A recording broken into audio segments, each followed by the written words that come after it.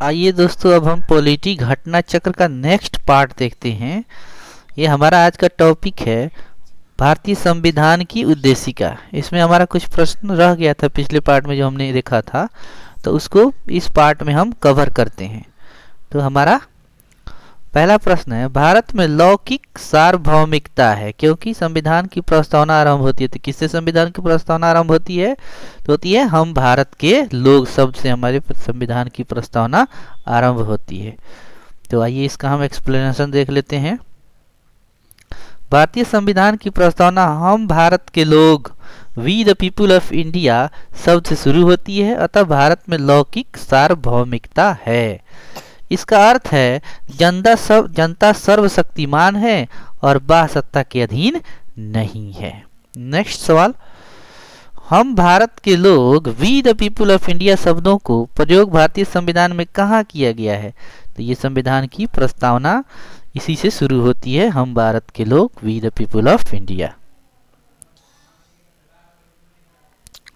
Next question, सभी व्यक्ति पूर्णतः और समान रूप से मानव है, यह सिद्धांत जाना जाता है।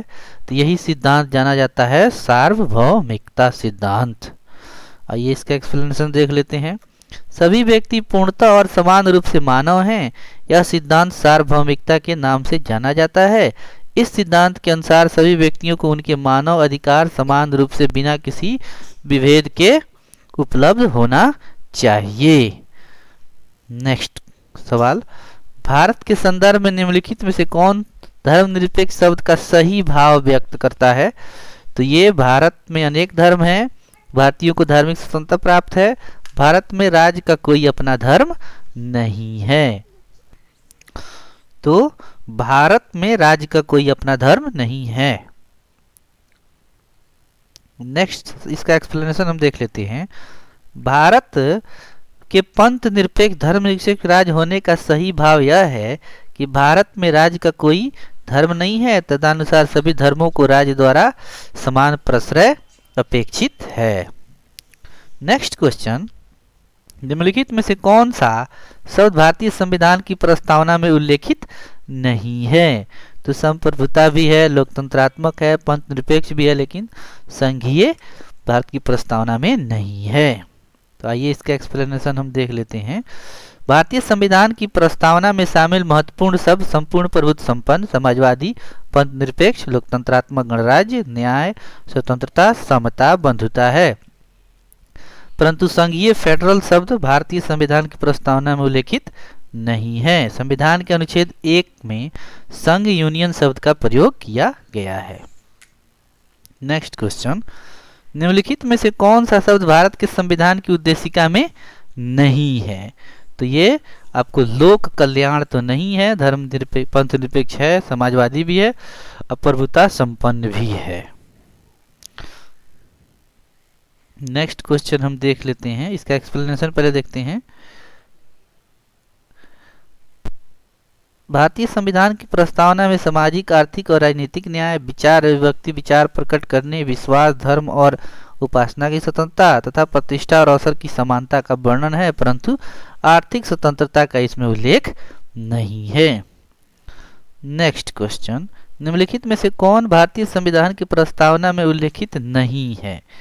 तो इसमें सामाजिक न्याय भी है, आर्थिक न्याय है, राजनीतिक न्याय है, लेकिन धार्मिक न्याय नहीं है। तो ये हमारा इसमें नहीं है। नेक्स्ट क्वेश्चन, संविधान की प्रस्तावना के बारे में कौन सा कथन सही है? समाजवादी धर्मनिरपेक्ष सब 1950 में लागू संविधान के अंग नहीं थे, तो ये बिल्कुल सही है। उक्त शब्द 1977 के संविधान संशोधन में जोड़े गए, बिल्कुल गलत है। 1976 में ये जोड़े गए 42वें संविधान संशोधन अधिनियम द्वारा। उक्त शब्द 1985 के संशोधन में जोड़े गए, गलत है। प्रस्तावना के अंग नहीं है, तो ये भी गलत है, प्रस्तावना के ये अंग हैं। इसका एक्सप्लेनेशन देख लेते हैं। समाजवादी एवं पंथ निरपेक्ष, धर्मनिरपेक्ष शब्द 1950 में मूल संविधान के अंग नहीं थे। ये शब्द 1976 42वें संविधान संशोधन अधिनियम द्वारा धारा 2(1)(3) से 1/1977 को जोड़े गए। नेक्स्ट क्वेश्चन, भारतीय संविधान का कौन सा भाग संविधान की आत्मा कहलाता है? तो ये हमारे संविधान की जो उद्देशिका है, ये संविधान की आत्मा है। इसका एक्सप्लेनेशन हम देख लेते हैं। भारतीय संविधान की उद्देशिका को संविधान का आत्मा कहा जाता है।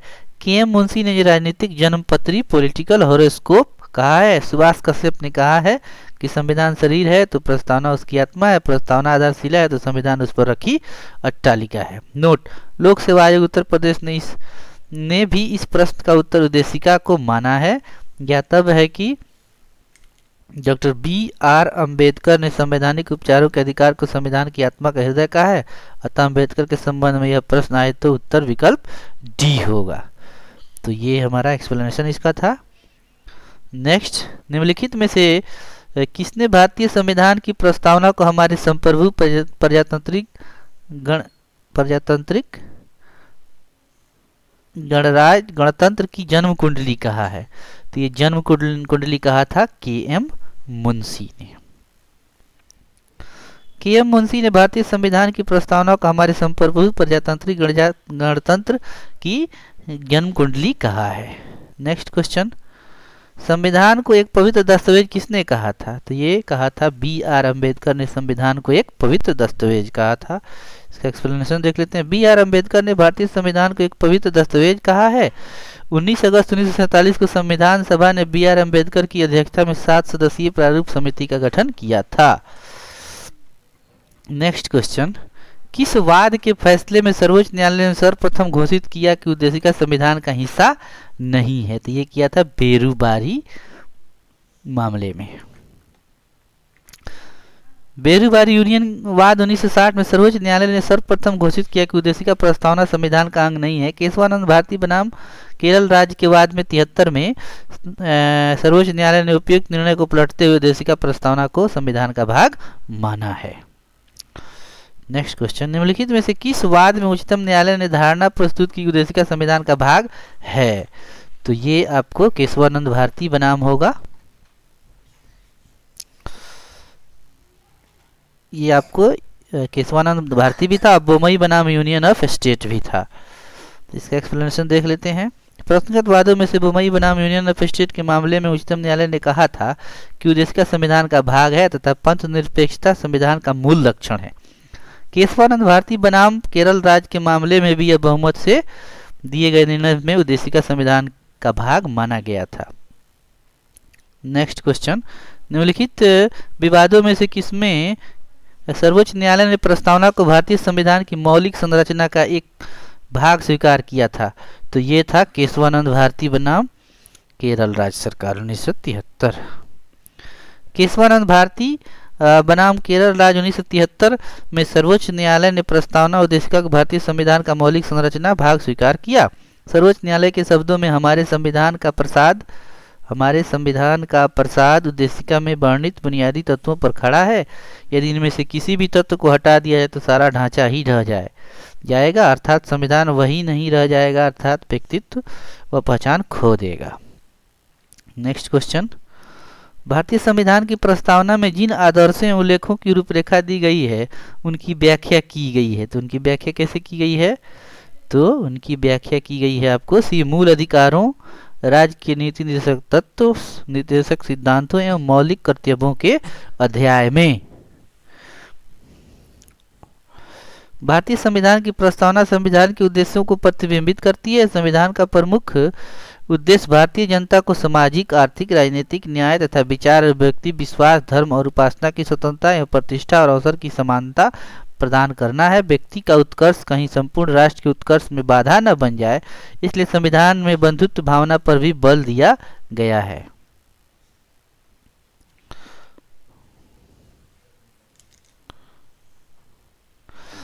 इस प्रकार प्रस्तावना में जिन आदर्शों उद्देश्यों की रूपरेखा दी गई है उनकी व्याख्या संविधान में आगे मूल अधिकारों, राज्य के नीति निर्देशक सिद्धांतों तथा मौलिक कर्तव्यों के अध्याय में की गई है। नेक्स्ट क्वेश्चन: निम्नलिखित में से कौन भारतीय संविधान के उद्देश्यों को प्रतिबिंबित करता है? तो ये संविधान की प्रस्तावना ही संविधान के उद्देश्यों को प्रतिबिंबित करता है। हाँ, भारतीय संविधान की उद्देशिका में कितने प्रकार के न्याय की व्यवस्था दी गई है? तो ये 3 प्रकार के न्याय की व्यवस्था दी गई है।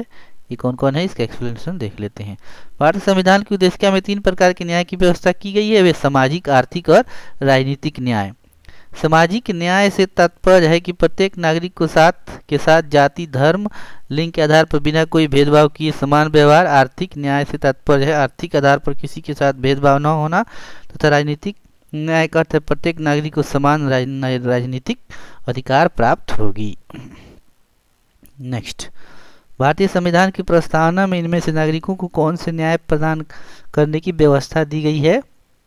सामाजिक, आर्थिक और राजनीतिक न्याय प्रदान करने की व्यवस्था दी गई है। नेक्स्ट क्वेश्चन, भारतीय संविधान के उद्देश्यों में से एक के रूप में आर्थिक न्याय का किसमें उपबंध किया गया है? तो उद्देशिका और मूल अधिकार में, उद्देशिका और राज्य के नीति निर्देशक तत्व में, मूल अधिकार और राज्य के नीति निर्देशक तत्व में। तो ये हमारा है उद्देशिका और राज्य के नीति निर्देशक तत्व में। भारतीय संविधान की उद्देशिका और राज्य की नीति के निर्देशक तत्व आर्थिक न्याय की परिकल्पना एवं उद्देश्य का उपबंध करते हैं। नेक्स्ट क्वेश्चन, भारत के संविधान की उद्देशिका संविधान का भाग है किंतु कोई विधिक प्रभाव नहीं रखती है। संविधान का भाग नहीं है और कोई विधिक प्रभाव नहीं रखती है।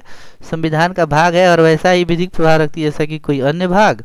और संविधान का भाग है किंतु अन्य भागों से स्वतंत्र होकर उसका कोई विधिक प्रभाव नहीं है। तो यही है हमारा डी। इसका एक्सप्लेनेशन देख लेते हैं।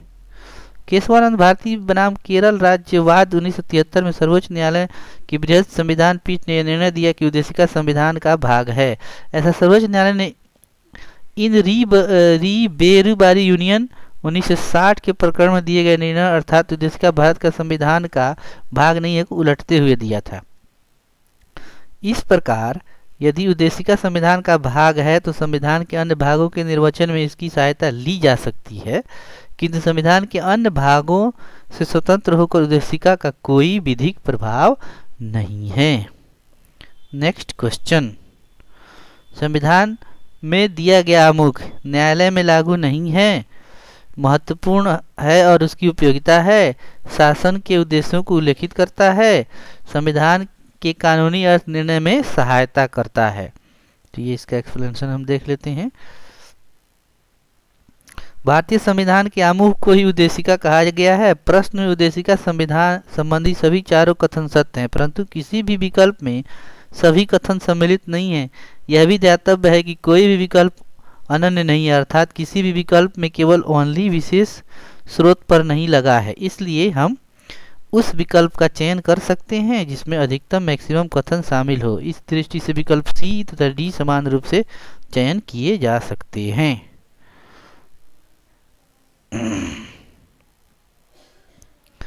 निम्न में से कौन सही है? सामाजिक समानता संविधान में प्रत्याभूत नहीं है। देश में सामाजिक समानता पहले से ही विद्यमान थी। सामाजिक समानता संविधान में प्रत्याभूत है, उपयुक्त में से कोई नहीं। तो सामाजिक जो समानता है संविधान में पहले से ही प्रत्याभूत है।